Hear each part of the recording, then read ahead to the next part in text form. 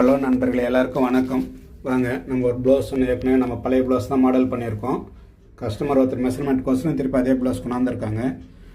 அதில் என்ன பார்த்தீங்கன்னா, நம்ம ஸ்டோன் ஒர்க்கு இதெல்லாம் கொஞ்சம் பண்ணி கொடுத்துருக்கோம். அது ரொம்பவே அவங்க வந்து இது வரைக்கும் ஒரு ஸ்டோன் கூட உள்ள ஒரு ஸ்டோன் கூட கற்காமல் இருக்குது, ரொம்ப நல்லா பண்ணி கொடுத்துருக்கீங்க, இன்னும் ரொம்ப கொஞ்சம் ஒரு இதுவாக சொல்லிட்டு போனாங்க.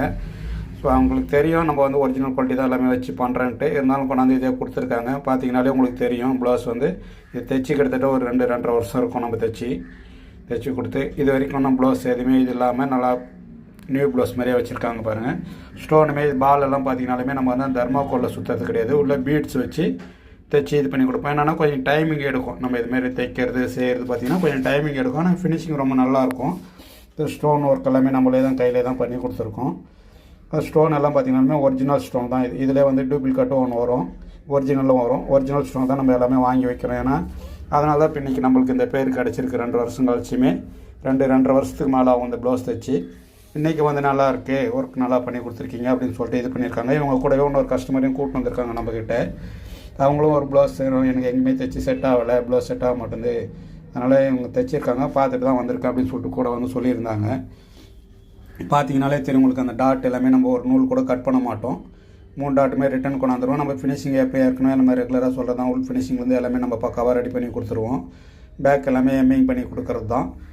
இதேமாரி அவங்க இன்னொரு ப்ளவுஸ் கொடுத்துருக்காங்க. அந்த ப்ளவுஸ் நம்ம இந்த வீடியோவில் உங்களுக்கு காட்டுறேன். இந்த saree பார்த்திங்கன்னா இந்த சாரீக்கு தான் நம்ம கொடுத்துருக்காங்க அளவு. இப்போ அந்த ப்ளவுஸு இப்போ 2 saree நம்ம ப்ளவுஸ் தைக்கணும்.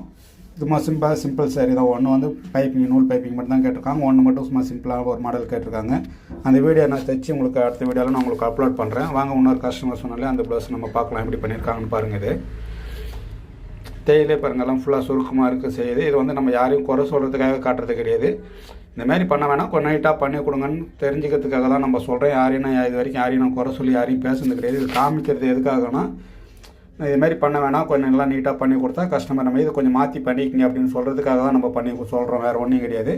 இதுமாரிலாம் தைக்கிறவங்களா இருந்தால் கொஞ்சம் நீங்கள் மாற்றி நல்லா நீட்டாக பண்ணி கொடுத்தோம்னா கஸ்டமர் வந்து நம்மளுக்கு கரெக்டாக நம்மக்கிட்ட ரெகுலராக வருவாங்க. அதுக்காக பேசுகிறது தான், வேறு ஒன்றும் கிடையாது.